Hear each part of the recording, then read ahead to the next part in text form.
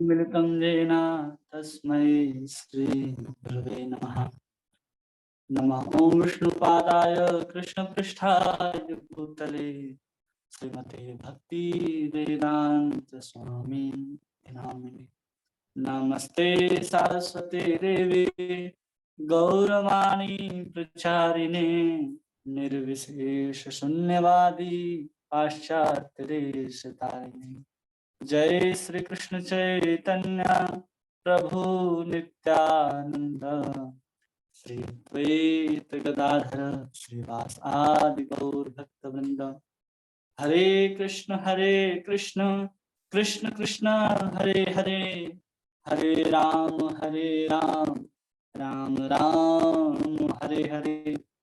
गुरुवे गौरचंद्राय राधिकाय तदालये कृष्णाय कृष्ण भक्ताय तद्भक्ताय नमो नमः। हरे कृष्णा। आप सभी का इस भागवत संघ में बहुत बहुत स्वागत है। आज हम लोग भागवतम के प्रथम स्कंद के प्रथम अध्याय के 16वें श्लोक के ऊपर चर्चा करने का प्रयास करेंगे।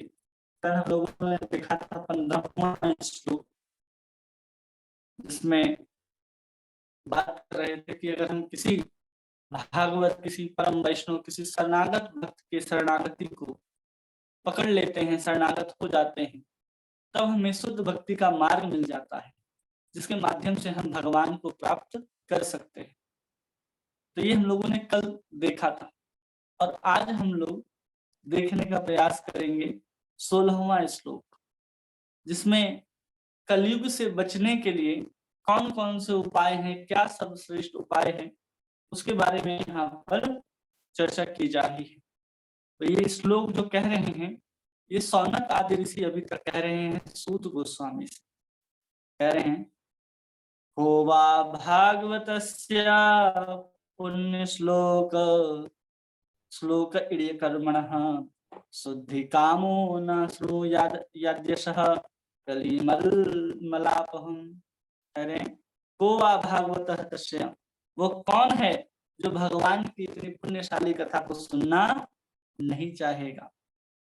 पुण्य श्लोक इड्य कर्मणः, जो स्तुतियों द्वारा पूजनीय है, शुद्धि कामो, समस्त पापों को धारण करने वाला है, श्रुणुयात, जो इसको नहीं सुनता है, इनके यश के महिमा को, जो कलिमलापहम्, जो कलयुग के मल से हम लोगों को शुद्ध करने वाला है। अनुवाद में प्रभुपाद अनुवाद करते हैं, इस कलह प्रधान युग के पापों से उद्धार पाने के इच्छुक ऐसा कौन है जो श्री भगवान के पुण्य यशों को सुनना नहीं चाहेगा। कह रहे हैं कि जो प्रधान युग है ये कलयुग है, और कलयुग में क्या है कि सबसे प्रधान वस्तु क्या है, तो भगवान का यश, भगवान का नाम, भगवान की लीलाएं, इन सब का कीर्तन ही इस युग में हम लोगों को बचाने के लिए। हर अलग अलग युग में अलग अलग माध्यम होते हैं बचाने के लिए। जैसे कि अलग अलग युग होते हैं, जैसे सतयुग में देखेंगे तो सतयुग में क्या है कि सतयुग में यज्ञ ध्यान की प्रधानता है।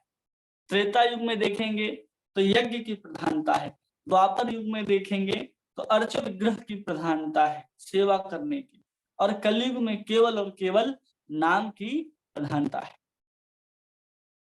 तो जब हम कलयुग में अपने आप को शुद्ध करने का प्रयास करते हैं, और यहाँ पर कहा जा रहा है कोवा भगवतस्य, कौन होगा जो भगवान का, उनका ये पुण्य श्लोक जो है, पुण्य कीर्ति जो है, कीर्ति जो है, पुण्य श्लोक का मतलब होता है भगवान की दिव्य कीर्ति, जो स्तुतियों के द्वारा पूजनीय होती है, जो उनके द्वारा बड़े बड़े ऋषि मुनि महात्मा भक्त आदि भगवान का स्तुति करते हैं, भगवान का सुंदर सुंदर नाम को लेते हैं और आनंद में झूम जाते हैं।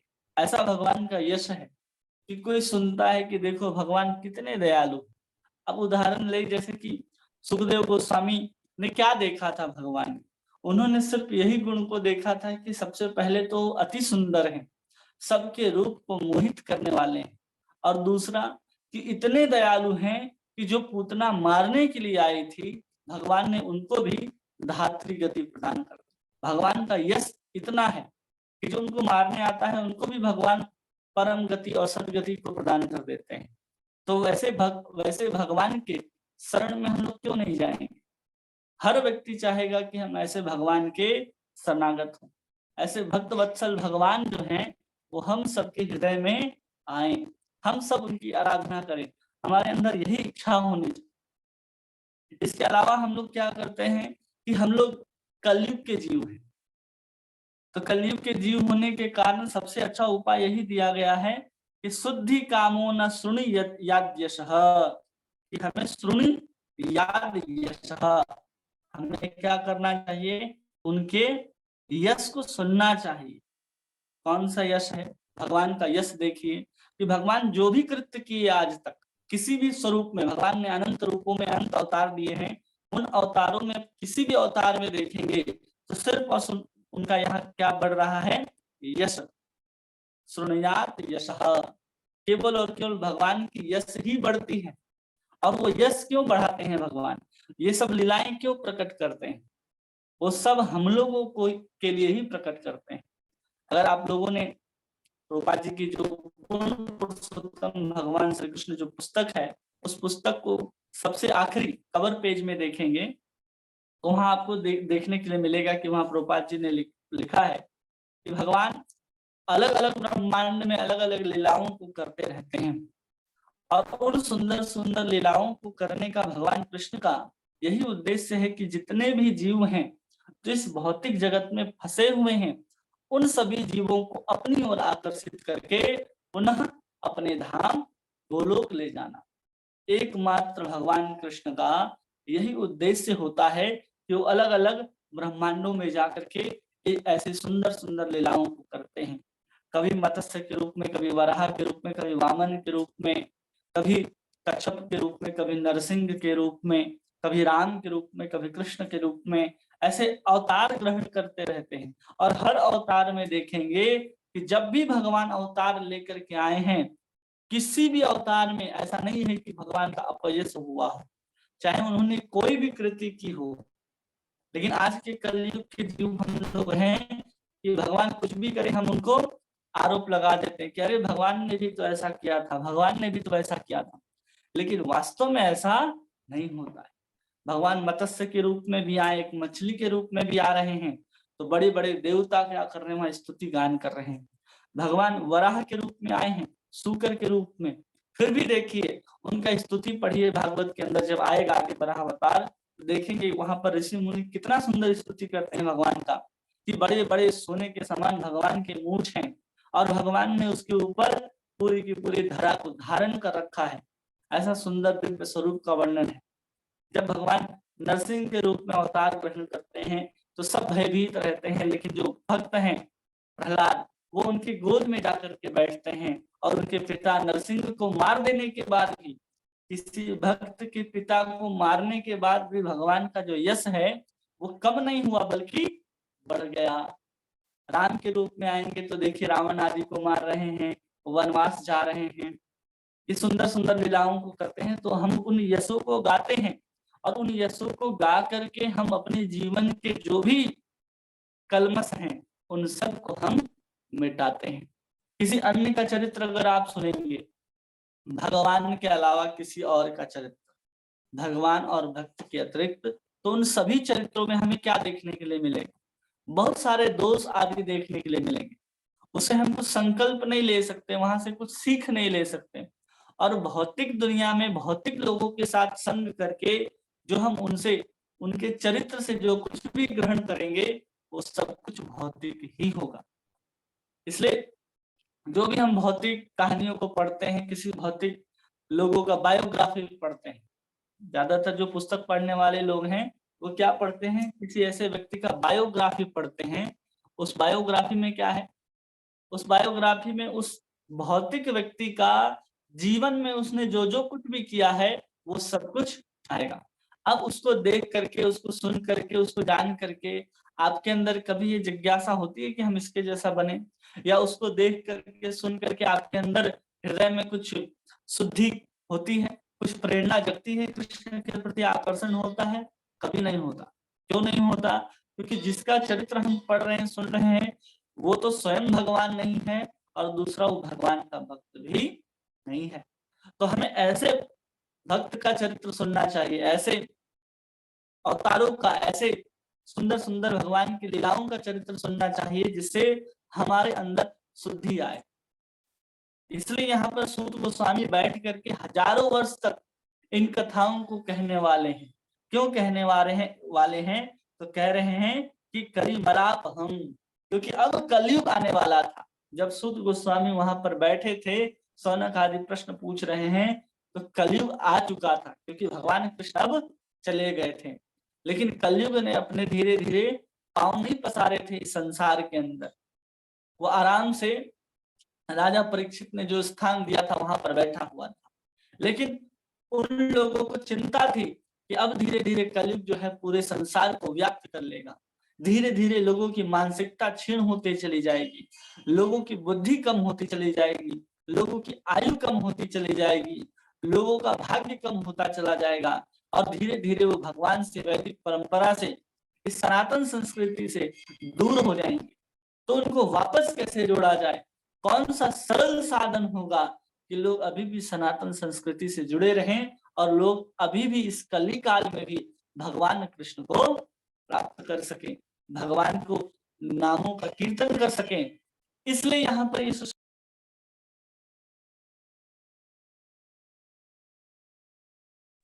क्या कह रहे हैं,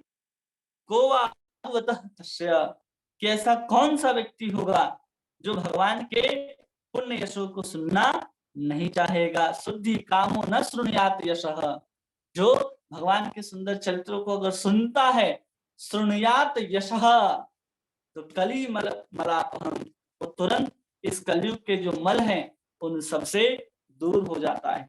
कलयुग का मतलब क्या होता है? कली का मतलब होता है जो कलह कराता, उसको कहते हैं कलयुग। और दूसरा अर्थ होता है कलयुग का कल।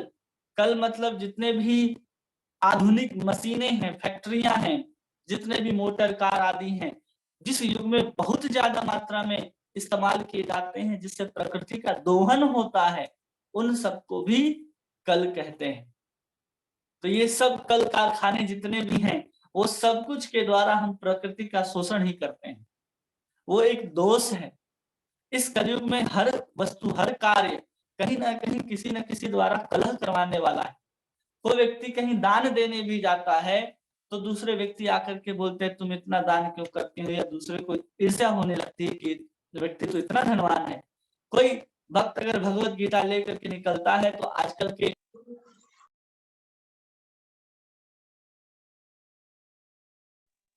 इतने सुंदर ग्रंथ क्या कर दिया, एक साधारण ऐसे ही रोड में ला करके आप उसका वितरण कर रहे हैं, ऐसा लोग कहने लग जाते। तो सोचिए आज की मानसिकता कितनी भ्रष्ट है। लोग जब कथा को करते हैं, बड़े बड़े पांडाल लगते हैं या फिर लोग मंदिर बनाते हैं, तो लोग कहने लग जाते हैं आप मंदिर क्यों नहीं बनाते, हॉस्पिटल क्यों नहीं बनाते, आप मंदिर क्यों इतना परेशान है। लोगों की सोच कितनी संकुचित हो गई है। जब वो आध्यात्मिक धार्मिक कार्य जब हम करने लग जाते हैं, तो उस धार्मिक और आध्यात्मिक कामों में हमें क्या करना होता है, हम सब फंसे रह जाते हैं। क्यों फंसे रह जाते हैं? हमको लगता है कि आज का समय जो है वो क्या मांग करता है। आज का जो युग है और आज की जो मानसिकता है वो धर्म को नहीं मानता, लेकिन धर्म के माध्यम से या धर्म के आड़ में अपना घर, अपनी बिजनेस को जरूर चलाना चाहता है, अपना पेट जरूर भरना चाहता है, लेकिन धार्मिक कृत्यों में भाग नहीं लेना चाहता। ऐसा हो गया है। कई लोग हैं जो इस कलयुग में भगवान से दूर चले जाते हैं और हैं भी। आज अगर हम भारत की संख्या की बात करें तो 100 करोड़ सनातन धर्मी होंगे भारत में, लेकिन उस 100 करोड़ में कितने करोड़ लोग हैं जो सही में भगवान को जानते हैं, भगवान को मानते हैं, भगवान का नाम लेते हैं, या फिर युग धर्म को समझते हैं। वो उसी कार्यकृत में लगे रहते हैं, अलग अलग प्रकार के जो यज्ञ, तप, दान, योग, इन सब में ही जो लग करके फंसे रहते हैं कि हाँ हम अभी यही करेंगे और यही करने से मेरा जीवन जो है उस पार लग जाएगा। वो बिल्कुल गलत है, वो कभी हो ही नहीं सकता। यहाँ कहा जा रहा है शृणुयात यशः कलिमलापहम्। अगर हम भगवान के यश को नहीं सुनते हैं तो हमारे अंदर जो कली का मल है वो कभी दूर नहीं होगा। हमारे अंदर जो लोभ है, ईर्ष्या है, ये सब क्या है? ये सब दोष हैं। और उस पे भी कलयुग का विशेष दोष होता है कि हमारी बुद्धि बहुत संकुचित होती है, हम अल्प आयु के होते हैं, हम आत्म साक्षात्कार के प्रति आलसी होते हैं।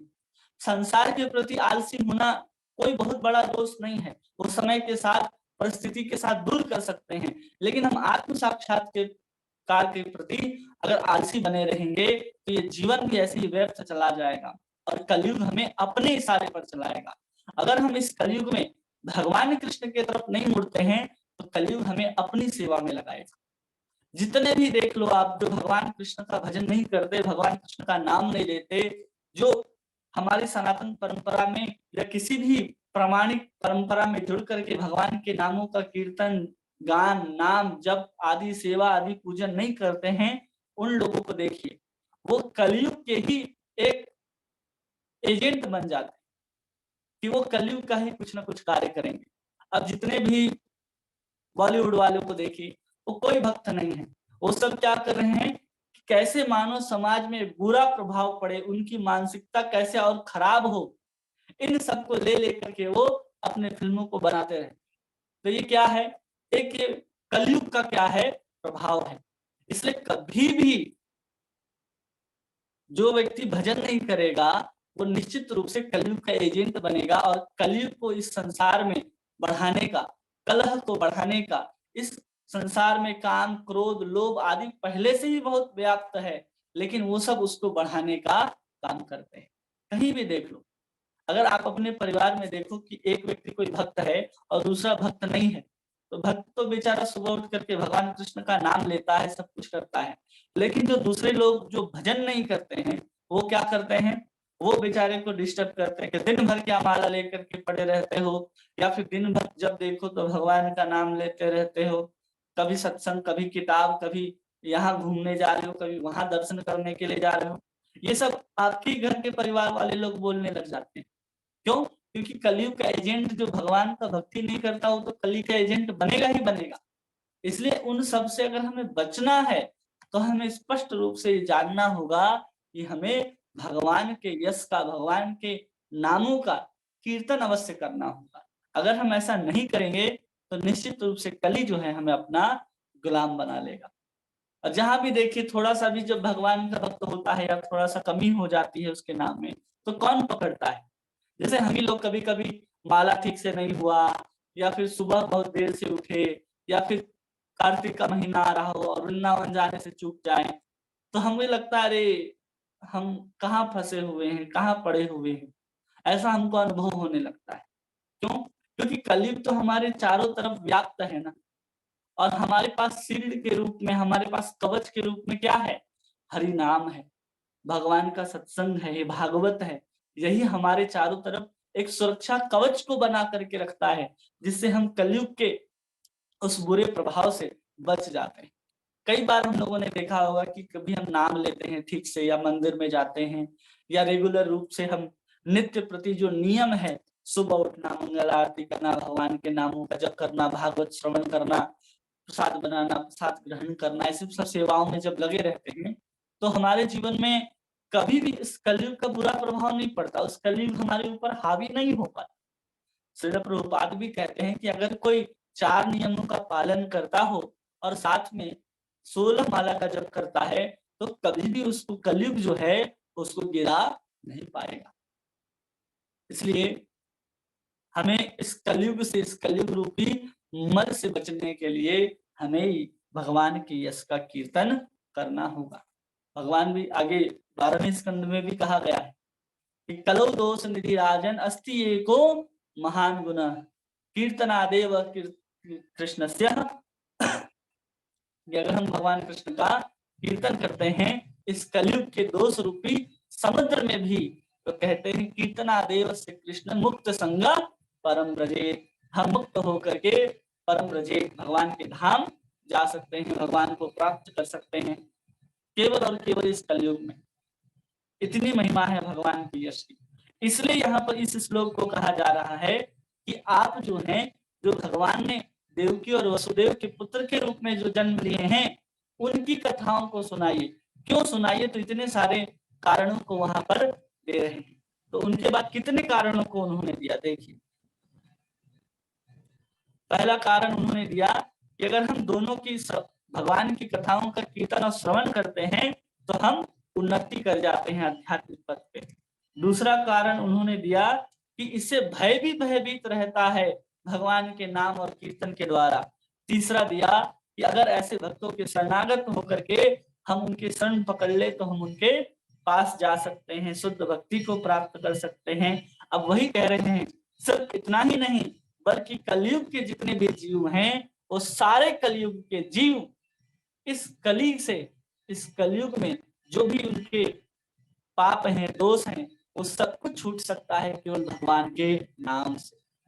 इसलिए कलयुग में एक विधि है कि आप कोई भी कर्म कांड, यज्ञ, दान, वान सब कुछ करिए, लेकिन उसके अंत में अगर हरि नाम नहीं होता है तो कभी भी सफल नहीं होता है। इसलिए जब देखेंगे ना कि वो हम लोग गाते हैं ना कि यज्ञ करोति सकलम परस्मै नारायणेति समर्पयामि, हरे राम राम राम हरे हरे, हरे कृष्ण कृष्ण कृष्ण हरे हरे।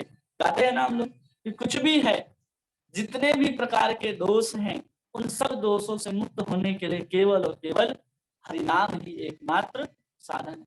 दूसरा कोई अन्य साधन की आवश्यकता नहीं, क्योंकि भगवान और भगवान के नाम में कोई अंतर नहीं होता है। आप विधि विधान करेंगे उसमें कोई दोष रह जाएगा। क्यों? क्योंकि कलयुग में सब कुछ दूषित है, एक चीज नहीं सब कुछ दूषित है। अन्न भी दूषित है, मन भी दूषित है, ब्राह्मण भी दूषित है, कर्म भी दूषित है, वाणी भी दूषित है, सब कुछ दूषित है। आप उन दोषों के साथ परम शुद्ध पुण्य भगवान का क्या करने जा रहे हैं? अर्चन करने जा रहे हैं, या फिर यज्ञ में आहुति देने जा रहे हैं। तो यज्ञ में जो अग्नि प्रज्वलित की जाती है, वो भी आजकल यज्ञ में ब्राह्मण क्या करते हैं? दिया सलाई से उस यज्ञ को प्रज्वलित करते हैं। लेकिन वास्तविक रूप से जब हम उसको घिस करके, दो लकड़ी को आपस में घर्षण करके जब हम अग्नि को प्रज्वलित करते हैं, तब उस अग्नि को शुद्ध माना जाता है। और उसमें भी फिर शुद्ध घी को डालना होता है। उसमें भी अलग अलग यज्ञ करने के लिए अलग अलग गायों का विधान है कि अगर हमें ये यज्ञ करना है, अगर सबसे श्रेष्ठ यज्ञ में घी की आहुति डालनी है तो कही जाती है कि श्यामा गौ की, वो भी देसी श्यामा गौ की अगर घी निकाला जाए और उस दूध से घी बना करके अगर आहुति देते हैं तो बहुत श्रेष्ठ माना जाता है। आम की लकड़ियों से अगर यज्ञ किया जाए तो श्रेष्ठ माना जाता है। लेकिन आजकल कहाँ है? आजकल तो मोमबत्तियों का इस्तेमाल होता है, साधारण अग्नि जलती है और उसमें अशुद्ध सामग्रियां। आप पूजा की दुकान पे जाएंगे तो वहां पर लिखा रहता है उस घी के डब्बे के ऊपर, केवल पूजा के लिए, खाने के लिए नहीं। मतलब समझ जाइए कि घी है ही नहीं। जिसको मनुष्य नहीं खा सकता, आप उसको देवताओं को खिलाना चाहते हैं। सोच लीजिए, जबकि देवता क्या ग्रहण करते हैं? देवता हमसे भी शुद्ध वस्तु को ग्रहण करते हैं। जब हम देवताओं के लिए कोई काम करते हैं, भगवान के लिए कोई कार्य करते हैं, तो हम कैसे सुबह उठ करके नियम पूर्वक स्नान आदि करके शुद्ध वस्त्र को पहनते हैं और फिर आहुति के रूप में वही अशुद्ध सामग्रियां अर्पण करते हैं भगवान। और फिर कहते हैं कि हम इतने सालों से ये व्रत किए जा रहे हैं, ये उपवास किए जा रहे हैं और हमें कोई पुण्य ही नहीं मिलता। अरे पुण्य क्या, खाक पाप लगेगा उससे, बल्कि पुण्य तो मिलने ही वाला नहीं है, क्योंकि जो आप सामग्री अर्पण कर रहे हो बिल्कुल शुद्ध नहीं है। इसलिए कभी भी जब हम भगवान की सेवा में कोई सामग्री को लेकर के आए तो हमें इस बात का ध्यान रखना चाहिए कि वो शुद्ध होना चाहिए। ऐसा नहीं कि कुछ भी उठा करके लाए, उसमें लिखा है कि खाने योग्य नहीं, केवल पूजा करने के लिए। जो खाने योग्य नहीं है वो पूजा करने योग्य कैसे हो सकता है? जिसको मनुष्य ग्रहण नहीं कर रहा उसको देवता और भगवान कहाँ से ग्रहण करेंगे?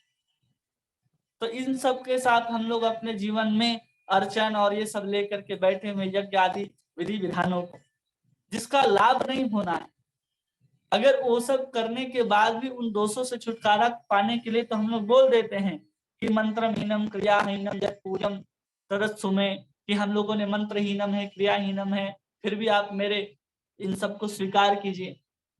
ऐसा बोल देने से थोड़ी आप किसी को बुरा वस्तु दे दीजिए जो खाने योग्य नहीं है और कहिए कि मेरे पास यही। अरे इससे तो अच्छा है जो शुद्ध वस्तु है, जैसे पुष्प ले आइए, जल ले आइए, कहीं से तुलसी का दल ले आइए और इन सबको भगवान को अर्पित कीजिए, तो भगवान उसको सहजता से स्वीकार करेंगे।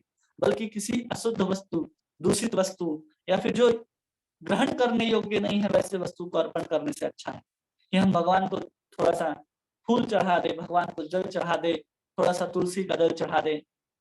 इन सबको हम जला सकते हैं और भगवान को अर्पण कर सकते हैं। अशुद्ध वस्तु को अर्पण करने से कई अच्छा है।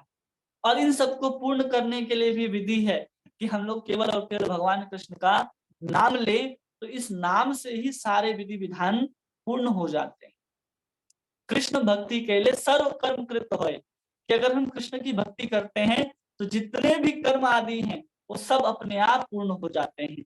चाहे यज्ञ करना हो, दान देना हो, जो कुछ भी है वो सब अपने आप पूर्ण हो जाते हैं। इसलिए यहाँ पर कहा जा रहा है कलिमल मलापहम, केवल और केवल यश को सुनना चाहिए, जिसे हम कलि प्रधान युग में अपने पापों से अपना उद्धार कर सकते हैं। क्योंकि हम हर क्षण कुछ ना कुछ पाप करते ही रहते हैं। कभी किसी के प्रति द्वेष है, कभी किसी के प्रति काम है, कभी कुछ है, ना चाहते हुए भी अनजाने में पाप होता ही रहता है। कुछ अलग अलग संकल्प आते रहते हैं, कभी चल रहे हैं तो पाप जानबूझ करके अनजाने में अपराध आदि हम लोग नृत्य करते ही रहते हैं। तो उन सब से बचने के लिए क्या करना चाहिए, तो कह रहे हैं कि भगवान के पुण्य यशों को सुनना चाहिए। और कौन ऐसा व्यक्ति है जो इस कलि प्रधान में अपने दोषों से बचने के लिए भगवान कृष्ण के यश को सुनना नहीं चाहेगा। तात्पर्य, कलयुग अपने कलह प्रधान लक्षणों के कारण अत्यंत निकृष्ट है। कलयुग किसके कारण अत्यंत निकृष्ट है? अपने कलह प्रधान लक्षणों के कारण। वो हर किसी को कलह ही देना चाहता है। कोई अच्छा करे तो भी कलह, जो बुरा करे तो भी कलह। हर जगह कलह ही कलह भरा हुआ है। हर व्यक्ति के अंदर ही कलह भरा हुआ है। एक बार व्यक्ति संकल्प ले ले कि हमें ये करना है, देखिए उसी के अंदर फिर दूसरा संकल्प उठता है कि नहीं ये भी हमको सही लगता है। मतलब एक व्यक्ति एक बार संकल्प करके उसके ऊपर स्थिर भी नहीं रह सकता। 2 गुलाब जामुन, एक सफेद रसगुल्ला रखा और एक गुलाब जामुन रखा हो, उसे पूछा जाए कि दोनों में से क्या खाओगे? वो कहेगा चलो हम गुलाब जामुन खाएंगे। वो जब गुलाब जामुन खा लेगा तो उसके मन में फिर इच्छा आएगी नहीं हम इससे अच्छा तो रसगुल्ला खा ले। और जब रसगुल्ला खा लेगा तो लगेगा नहीं हमें तो गुलाब जामुन खाना चाहिए। तो उसके अंदर भी ये द्वंद्व चलते रहते हैं, वो कलह उसके अंदर उत्पन्न होते ही रहते हैं। वो कभी भी इन सबसे मुक्त नहीं हो पाता कलयुग में। अकेला हो चाहे किसी के साथ में रहता हो, वो कलयुग तो कलह किसी न किसी रूप से कराएगा ही। लेकिन अगर उसे कलह से बचना है तो कलि पावन अवतार चैतन्य महाप्रभु के द्वारा दिए गए हरे कृष्ण महामंत्र को जो अपने जीवन में उतार लेता है, धारण कर लेता है, तो निश्चित रूप से वो कलयुग में सबसे बुद्धिमान व्यक्ति है। और कलयुग के कलह कभी भी उसके जीवन में, कभी भी उसके परिवार में, कभी भी उसके संसार में आने वाला नहीं है। लेकिन हम कृष्ण को छोड़ करके अतिरिक्त कहीं और ध्यान देंगे, कृष्ण के अतिरिक्त कुछ और चाहेंगे, कुछ और इच्छाएं होंगी, तो कृष्ण के बदले कलह ही हमारे जीवन में प्रवेश करेगा। इसलिए इस जीवन में देखेंगे, कली काल में देखेंगे, तो हर जगह दोष ही दोष। अब सबसे पहला दोष राजा परीक्षित के अंदर आया, उन्होंने उठा करके सांप, मरा हुआ सांप ऋषि सिंह के ऊपर, समीप ऋषि के ऊपर डाल दिया। अब उन्होंने उसके ऊपर डाल दिया तो उनके पुत्र ने श्राप दे दिया। ये सब क्या है? कलयुग के दोष हैं। पहले सब परिवार एक साथ रहते थे, अब परिवार वाले अलग अलग रहते हैं। माँ बाप वृद्धाश्रम में चले गए हैं। क्यों? क्योंकि बेटे का माँ के साथ, बाप के साथ, पिता के साथ बनता ही नहीं है। वो बोलते हैं कि हमारा 2 कमरों का फ्लैट है, एक में माता पिता रहें, एक में पति पत्नी रहें। तो नहीं, हमारे जो मेहमान आते हैं तो उनके आने से आपके चेहरे पे लटकी हुई झुर्रियां जो हैं उनको बुरा लगता है और हमारे घर का शो खराब हो जाता है। तो वो लोग माँ बाप को कहाँ भेज देते हैं? वृद्धाश्रम। ऐसी मानसिकता के साथ लोग कलयुग में अपने जीवन को जीते हैं कि जो उनको जन्म दे रहे उनके प्रति ही उनके अंदर द्वेष आ जाता है, उनके प्रति ही उनकी भावना चली जाती है। ये सब किसके कारण होता है? कलयुग के कारण होता है। ये सब कलयुग का प्रभाव है। 2 भाई एक साथ नहीं रह सकते कलयुग। ये सब किसका प्रभाव है? कलयुग का प्रभाव है। पति पत्नी आपस में झगड़ते ही रहते हैं, अलग अलग विचारधारा को लेकर के, अलग अलग मानसिकता को लेकर, क्योंकि दोनों का मत एक नहीं है। कि हम कृष्ण की सेवा करें और इसी जन्म में भगवत धाम जाने का प्रयास करें। कहा जाता है कि जब दो व्यक्ति, जब पति पत्नी हो या फिर पूरे परिवार के सदस्य मिल करके जब भगवान की सेवा में आते हैं तो भगवान अत्यंत प्रसन्न होते हैं। एक व्यक्ति से श्रेष्ठ है कई व्यक्ति आना, उसी को कहते हैं संकीर्तन। कीर्तन करना मतलब अकेले बैठ करके कीर्तन करना, और संकीर्तन मतलब बहुत लोगों के साथ जब हम भगवान के कीर्तनों को गाते हैं, यश को गाते हैं, तो समझना चाहिए कि हम क्या कर रहे हैं, कीर्तन कर रहे हैं। इतना श्रेष्ठ है कलयुग में केवल भगवत प्राप्ति, केवल कीर्तन करने से ही हम भगवान को प्राप्त कर सकते हैं। जैसे आप सुनेंगे स्कंद पुराण में जब भागवत की महिमा गाई गई है तो वहां पर जितने भी ब्रज के लोग हैं वो बहुत दुखी रहते हैं कि भगवान कृष्ण अब यहाँ पर नहीं है। तो रुक्मणी और अन्य पटरानियां जो द्वारिका के हैं वो सब आती हैं वृंदावन में, और वहां पर उद्धव जी भागवत की कथा सुनाते हैं। और कहते हैं जब वहां उद्धव जी ने भागवत की कथा सुनाई तब वहां पर स्वयं भगवान कृष्ण, स्वयं वहां पर प्रहलाद, नारद, ध्रुव, जितने भी पुराने भक्त थे वैदिक काल में, वो सब भक्त वहां पर उपस्थित होकर के सुंदर भगवान के नामों का कीर्तन करने लग जाते हैं। श्री कृष्ण गोविंद हरे मुरारी, हे नाथ नारायण वासुदेव। सुंदर कीर्तन होता है। केवल और केवल भगवान के यशों को गा करके वहां पर हम भगवान को प्रकट कर सकते हैं। जैसे पहले बड़े बड़े यज्ञ करने के बाद वहां पर भगवान प्रकट होते थे, साक्षात रूप से भगवान उस यज्ञों में दी गई आहुतियों को लेने के लिए आते थे। उसी प्रकार कलयुग में कोई संकीर्तन करता है तो भगवान वहां पर उपस्थित रहते हैं।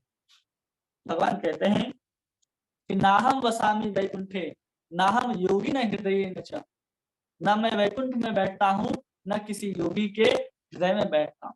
तो फिर कहाँ बैठते हैं? तो कहते हैं यत्र मद भक्त गायंती तत्र तिष्ठामि नारद।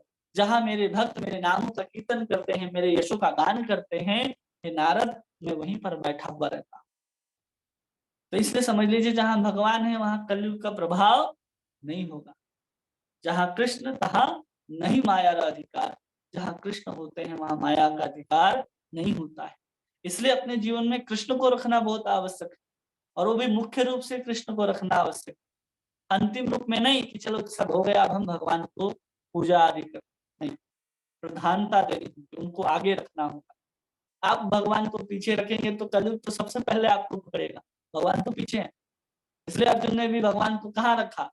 आगे रखा, सारथी के रूप में। वैसे ही हमको भी भगवान को रखना पड़ेगा, तब जाकर के हम अपने जीवन को सही दिशा में ले जा सकते हैं। यह पापाचारों से इस प्रकार परिपूरित है कि थोड़ी सी गलतफहमी से बड़ी भारी भारी लड़ाई हो जाती है।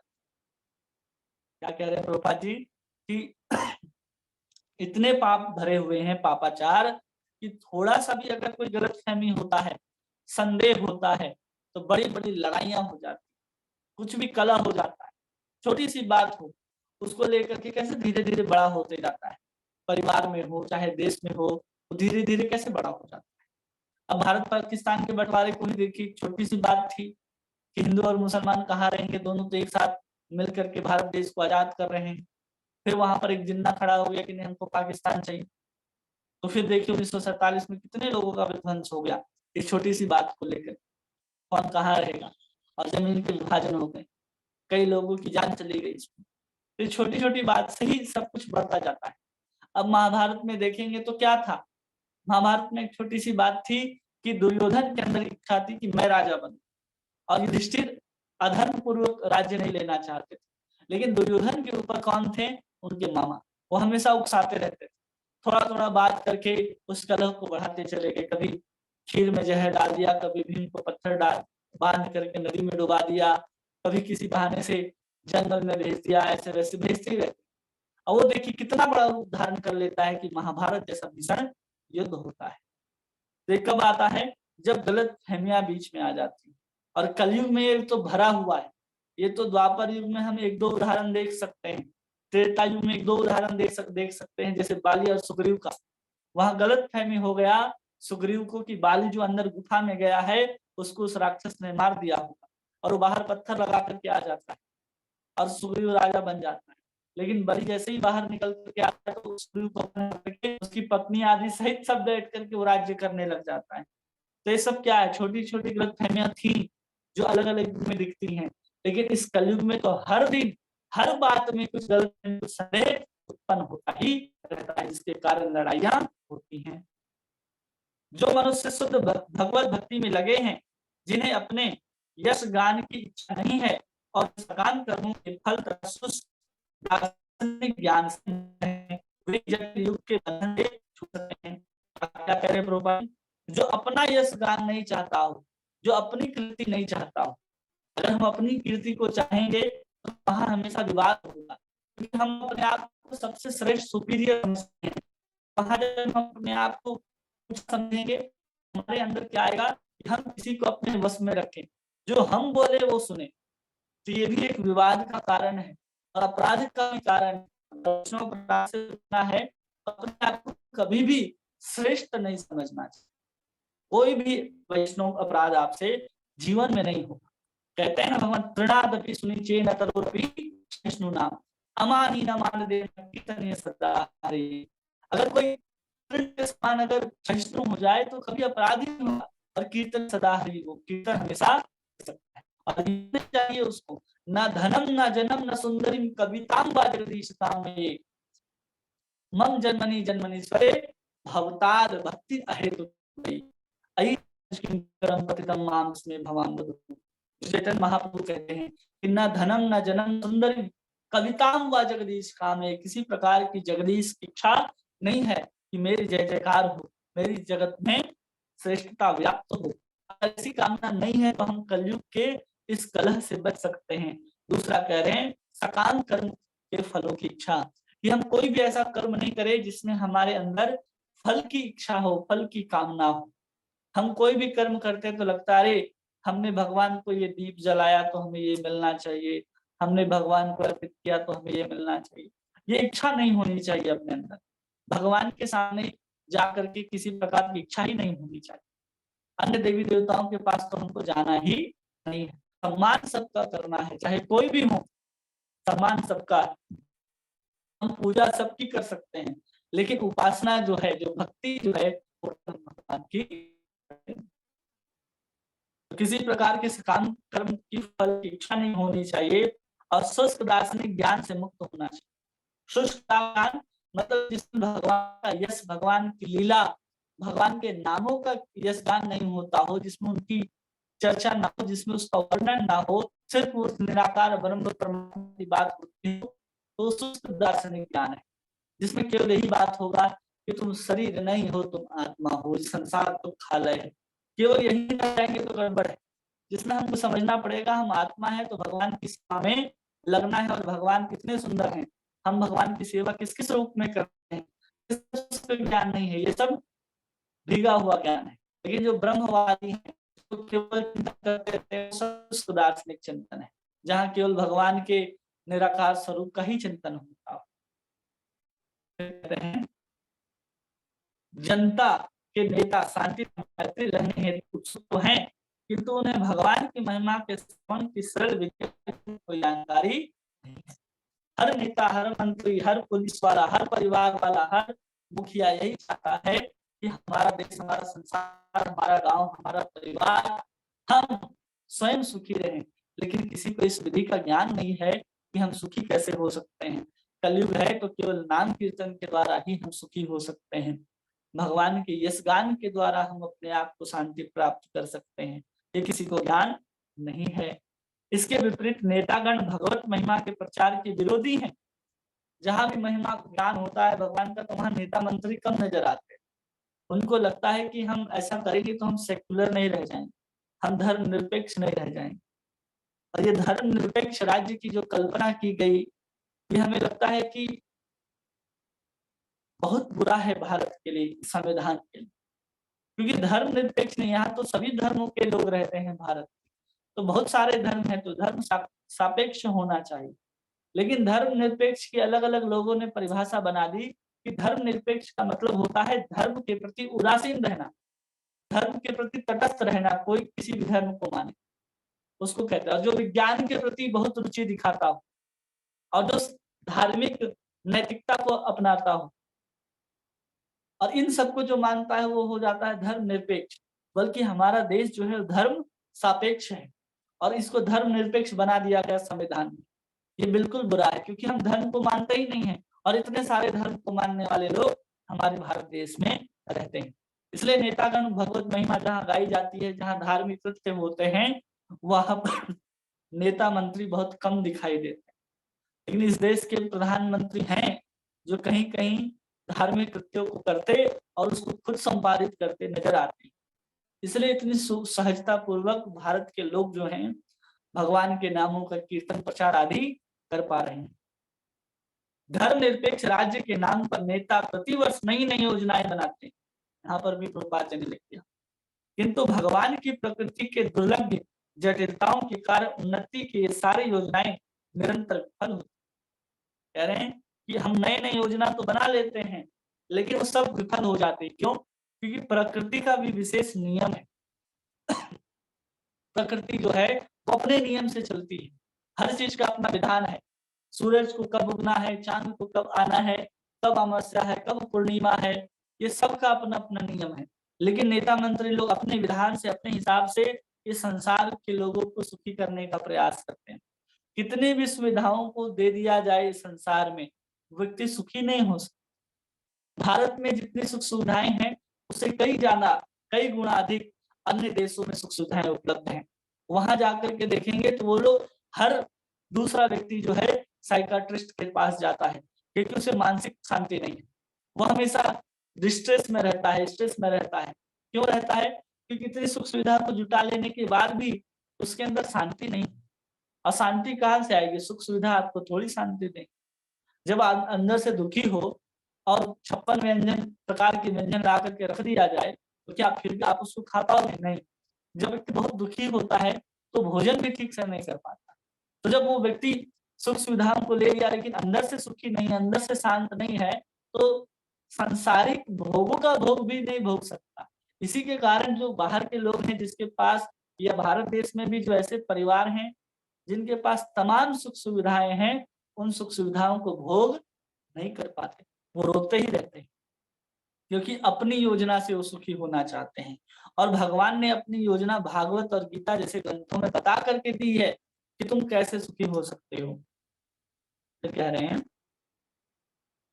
उसके पास यह देख पाने की दृष्टि नहीं है कि शांति तथा मैत्री के उनके सारे प्रयास विफल हो रहे हैं। बड़े बड़े योजनाएं बनते हैं, बड़े बड़े मीटिंग्स होते हैं, वो G7 G8 और क्या क्या बनते हैं जिसमें हम विश्व शांति की बात करते हैं। WHO जैसे संस्था की स्थापना की जाती है, उसके बाद भी विश्व में शांति व्याप्त नहीं है। वो सब कुछ मैत्री को स्थापित नहीं कर पा रहे। WHO की स्थापना कब हुई? जब दूसरा वर्ल्ड वार हुआ तब, और उसके बाद भी भारत पाकिस्तान आज तक लड़ता है, दोनों के बीच में मैत्री नहीं। बहुत सारे देश आपस में लड़ रहे हैं, जैसे कि अभी रशिया और यूक्रेन लड़ रहा है। इन सब योजनाओं को बना करके इनके पास शांति उपलब्ध नहीं है क्योंकि इनको शांति का असली उपाय पता नहीं है। और फिर कह रहे हैं लेकिन यहाँ पर इस अवरोध को पार करने हेतु संकेत मिलता है। इस श्लोक में क्या मिलता है? इस अवरोध को पार करने के लिए संकेत मिलता है। यदि हम वास्तविक शांति चाहते हैं तो हमें भगवान श्री कृष्ण को समझने का मार्ग खोल देना चाहिए। कह रहे हैं कि अगर हम वास्तविक शांति चाहते हैं तो जितने भी नेता मंत्री आदि हैं या फिर परिवार का कोई मुखिया अगर कोई भजन भक्ति करना चाहता है तो उसके लिए द्वार को खोल देना चाहिए। हाँ, तुम क्या करो, जितना यश का गान कर सकते हो फैला सकते हो, जानो गीता, भागवत, रामायण, चैतन्य चरितामृत आदि शास्त्रों को पढ़ो, जिसको पढ़ने के कारण तुम कृष्ण को जान सकोगे। किसी गुरु के शरणागत हो जो तत्व वेता है, उसके पास जाकर के इन सब का श्रवण करो, जिसे तुम कृष्ण को जानोगे और कृष्ण को जानने के बाद तुम्हारे जीवन में शांति आएगी। और फिर कहते हैं तो हमें भगवान श्री कृष्ण को समझने का मार्ग खोल देना चाहिए और उनके महिमामय कार्यों के लिए उनका यशगान करना चाहिए। कृष्ण को समझने के बाद क्या करना चाहिए? हमें उनकी महिमा का गान करना चाहिए। जो व्यक्ति कहते हैं ना, अरे हमने बहुत सारे ग्रंथ वेद आदि सब पढ़ लिए, गीता भागवत सब पढ़ लिए, हम जानते हैं कृष्ण कौन है, लेकिन वो सब कुछ जानने के बाद अगर कृष्ण के यश का गान नहीं करता, कृष्ण के नाम का कीर्तन नहीं करता, तो समझना चाहिए उसका पढ़ा लिखा सब बोझ बेकार है, चाहे वो कितना भी ज्ञान को अर्जन क्यों न कर लिया हो। जानने के साथ साथ प्रभुपाद कह रहे हैं कि उनके यशों का गान करना चाहिए। और फिर करें जैसा कि भागवतम के पृष्ठों में अंकित है। पूरे के पूरे भागवत के पृष्ठ में अंकित क्या है? भगवान के यश ही अंकित हैं, भगवान के चरित्र ही अंकित हैं पूरे भागवत में। इसलिए हम लोगों को क्या करना चाहिए? सुनियात यशः कलिमलापहम्। इस कलयुग से बचने के लिए हम सबको केवल और केवल भगवान के नाम का कीर्तन, भगवान के यशों का गान करना चाहिए, जिससे हम वास्तविक शांति को प्राप्त कर सकते हैं और कलयुग के इस प्रभाव से, दुष्प्रभाव से बच सकते हैं। बहुत आसान है कलयुग के प्रभाव से बचना। अब कलयुग के प्रभाव से कितने लोगों ने अपनी रक्षा की? जितने भी भक्त होंगे, चाहे आप चैतन्य महाप्रभु के जितने भी भक्त हैं उन वहां देखिए कि बड़े-बड़े भक्त हैं। यहाँ तक कि हरिदास ठाकुर जो चैतन्य महाप्रभु के भक्त हुए, वो तो यवन कुल में उत्पन्न हुए थे। एक मुसलमान के यहाँ जन्म लेकर के भी उन्होंने भगवान का नाम का आश्रय लिया और उनको सदगति प्राप्त हो गई। वो नामाचार्य हरिदास ठाकुर के रूप में कहने लगे, यवन कुल में उत्पन्न होकर के। उनके ऊपर जब माया स्वयं आई, माया वैश्या के रूप धारण करके कि हम हरिदास ठाकुर का पतन करा देंगे, और 3 दिनों तक, 3 रातों तक हरिदास ठाकुर के सामने बैठ करके वो क्या करती है? महामंत्र को सुनती है। और उसके प्रभाव से वो जो वैश्या है वो धीरे-धीरे वो भक्त बन जाती है फिर बाद। ऐसा प्रभाव है नाम का। जहाँ पर प्रभाव ही नहीं पड़ता कलयुग का, जहाँ पर कथा होती है वहाँ भी प्रभाव नहीं पड़ता। जब तक कथा होती है, जब तक सुनते हैं, कितना आनंद आता है। न घर, न परिवार, न शरीर, न रोग, कुछ याद नहीं आता। जैसे ही कथा समाप्त होती है, वही परिवार, वही कलह, वही दोस्त नजर आते हैं। इससे पता चलता है कि हाँ, सही में भगवान का कीर्तन, भगवान का नाम, भगवान की लीलाओं का श्रवण करने से ही हम वास्तविक रूप से शांत होते हैं। ये सबको अनुभव होगा कि जब तक हम सुनते हैं तब तक हमें बहुत आनंद आता है। जैसे ही सब समाप्त होता है, हम उसी दुनिया में, उसी कलह में फिर लौट जाते हैं। उसको प्रयास करना है कि हम निरंतर भगवान का नाम ले सकें। कीर्तनीय सदा हरि, निरंतर हम कृष्ण का ध्यान कर सकें। तब जाकर के हम वास्तव में कलयुग से बच सकते हैं। जैसे नहीं हम बताते, कई बार उदाहरण देते हैं कि अगर किसी को पीछे मधुमक्खी जो पड़ जाता है, तो वो लोग मधुमक्खी के डंक से बचने के लिए कहाँ छिप जाते हैं? किसी तालाब के अंदर, किसी सरोवर के अंदर। तो उससे शीतलता भी प्राप्त होती है और मधुमक्खी जो डंक मारते हैं, उनसे भी वो बच जाते हैं। तो उसी प्रकार ये कथा रूपी, कीर्तन रूपी सरोवर में अगर हम प्रवेश कर जाएंगे, तो कलयुग के कलह रूपी मधुमक्खी के डंक जो हैं हमें व्याप्त नहीं होंगे, नहीं डसेंगे हम, हमें उसका कष्ट नहीं होगा। कलयुग में जितने प्रकार के काम, क्रोध, लाभ, मद, मात्सर्य, कलह रूपी जो ताप हैं, उन ताप से भी हम कलह इस कथा रूपी समुद्र में, कला रूपी सरोवर में प्रवेश कर जाएंगे, तो सरोवर में प्रवेश करते ही हमें शीतलता प्राप्त होगी। ये सब कुछ होता है। जैसे हम अग्नि के निकट जाते हैं शीतकाल में, तो कैसे हमें गर्मी का अनुभव होता है। कैसे हम पंखा, कूलर आदि के पास जाते हैं गर्मी के ऋतु में, तो हमें शीतलता का अनुभव होता है। उसी तरह भगवान के नाम भी हैं, भगवान के यश भी हैं, उसी तरह भागवत भी हैं, उसी तरह संत भी हैं, जिसके पास जाने से हमें बहुत आनंद का अनुभव होता है, शीतलता का अनुभव होता है, हम शांति के अनुभव को करते हैं। ये सब क्यों है? केवल और केवल भगवान के यश के कारण है, भगवान की महिमा है। भगवान ने हमें ऐसा एक कवच दे रखा है कलयुग में कि बच करके तुम निकल सकते हो। ये कवच है, यही उद्धार हो जाएगा। केवल नाम लेते रहेंगे और हमारा उद्धार हो जाएगा। जैसे किसी बिल्डिंग में बहुत आग लग गया हो, तो आग लगने के बाद उस घर में जो भी सदस्य होते हैं वो कैसे बचते हैं? वो कोई कंबल ओढ़ लेते हैं या फिर किसी दरवाजे के पीछे या कुछ करके उस आग से बच जाते हैं। तो उसी प्रकार इस पूरे संसार में आग लगा है। अगर हम भगवान का यश गाएँगे तो हम उस आग से बच जाएँगे। और फिर उस आग को देख करके, तो भगवान देख ही रहे हैं कि संसार में आग लगा हुआ है, तो भगवान अपनी कृपा की रस्सी भेजते हैं और उस आग जलते हुए उस घर से कैसे उस सुरक्षित बैठे हुए उस घर के अंदर व्यक्ति को बाहर निकाल लिया जाता है। तो पहले तो हमें कलयुग से बचने का प्रयास करना है, फिर हम यहाँ से बाहर निकल सकते हैं। तो सबसे पहले अपने आप को इस कलयुग से बचाना है, तब जाकर के कोई फायर ब्रिगेड की गाड़ी आएगी और हमें वहाँ से सुरक्षित निकालेगी। भले घर कोई आग को बुझा पाए या ना बुझा पाए। ऐसा हमारा भी संसार में आग लगा हुआ है। संसार दावा नल लीढ़ लोका। अब उसमें हम लोग को बचना है इस कलयुग से। इसलिए कम से कम अगर हम माया के प्रभाव में आने से बचे। जैसे कोई व्यक्ति के घर में आग लगा है तो आग के प्रभाव में आने से बचेगा, वहां से बचना भागना तो बात की बात है, पहले उससे बचना है और फिर जाकर के भगवान की कृपा से उस आग से बाहर निकल जाता है। कैसे निकलेगा? जब वो कोई कवच पहना रहता है, जैसे देखेंगे किसी आग में फंसे हुए व्यक्ति को बचाने के लिए कोई व्यक्ति फायरमैन जब प्रवेश करता है तो उसको क्या करता है, सुरक्षित एक कवच में ढक देता है और फिर उसी आग से होते हुए उसको बाहर निकाल लेता है। उसी प्रकार जब हम अपने आप को नाम से, यश कवच से ढक लेंगे तो भगवान क्या करेंगे, अपने भक्तों अपने संतों को उस फायरमैन के रूप में अंदर भेजेंगे और वो हमें अपने साथ उसी आग से, जलते हुए आग से बाहर निकाल लेगा।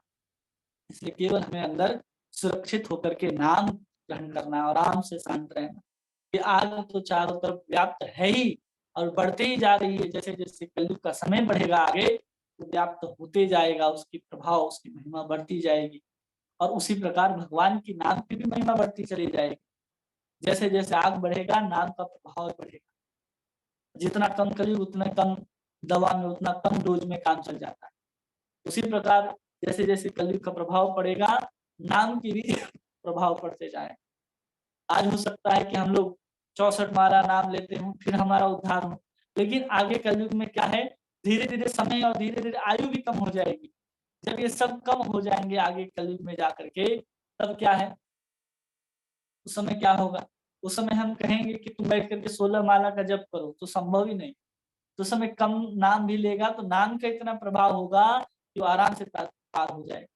क्योंकि अभी हम लोगों ने सुना ना पिछले श्लोक में कि कृष्ण का नाम एक बार भी ले लिया जाए तो क्या हो जाता है, वो सभी पापों से मुक्त हो जाता है। यद विभेति स्वयं भयम, उससे भय भी कांपता है।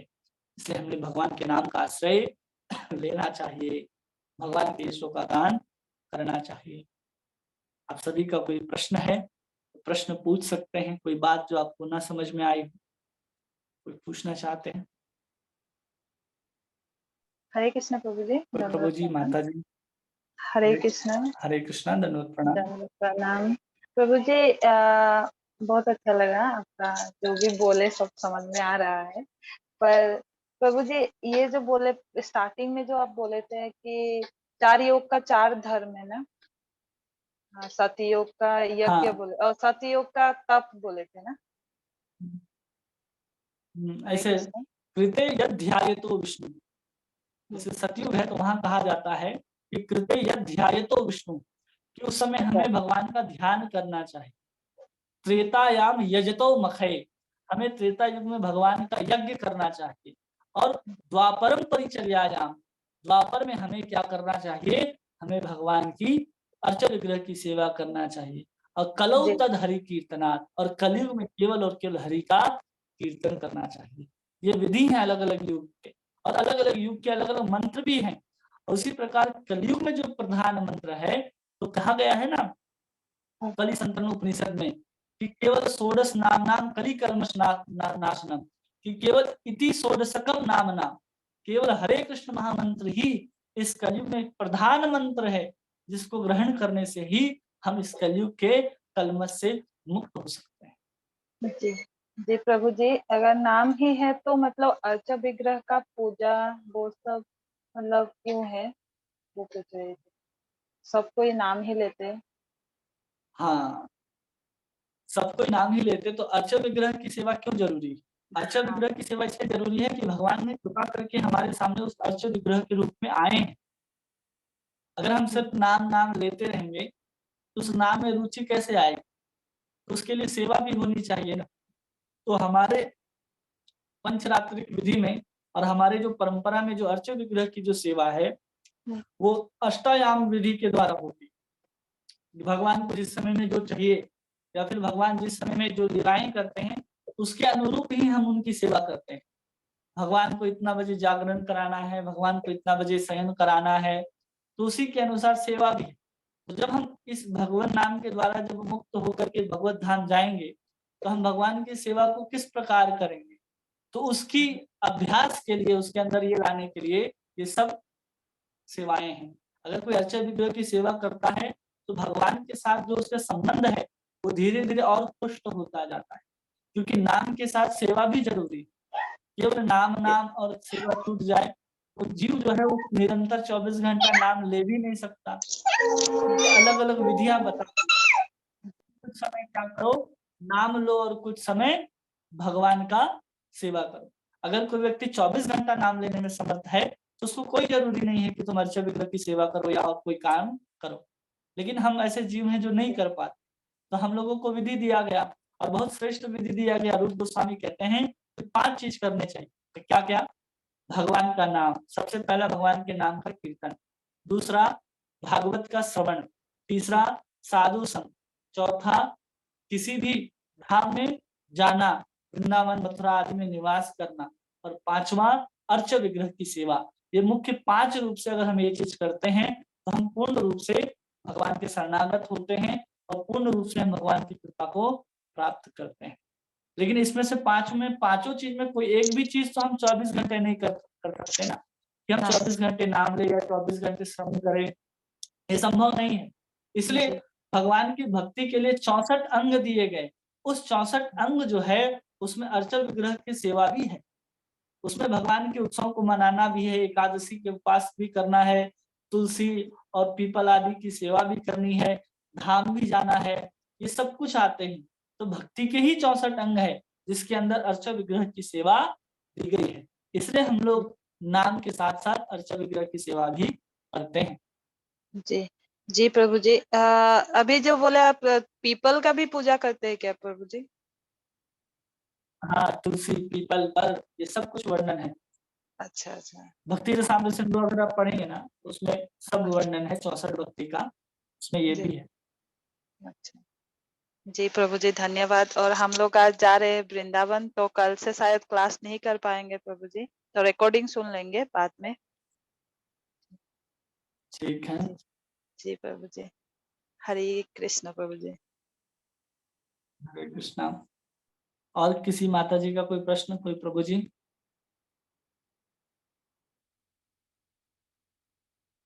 कोई नहीं? ठीक है।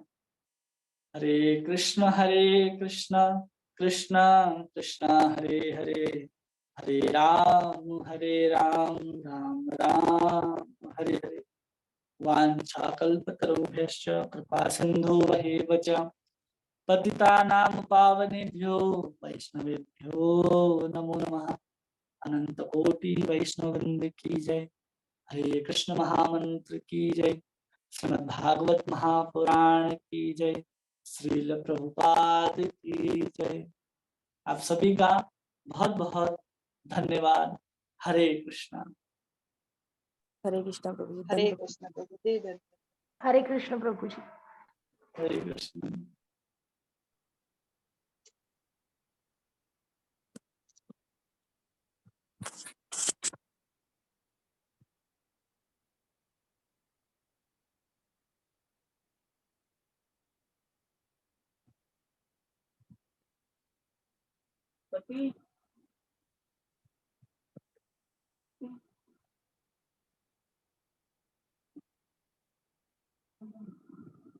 हरे कृष्णा प्रभु जी धन्यवाद प्रणाम। हरे कृष्णा दंडवत प्रणाम। हरे कृष्णा दंडवत प्रणाम। हरे कृष्णा दंडवत प्रणाम। हरे कृष्णा प्रभु जी दंडवत प्रणाम। हरे कृष्णा दंडवत प्रणाम। हरे कृष्णा प्रभु जी दंडवत प्रणाम। हरे कृष्णा।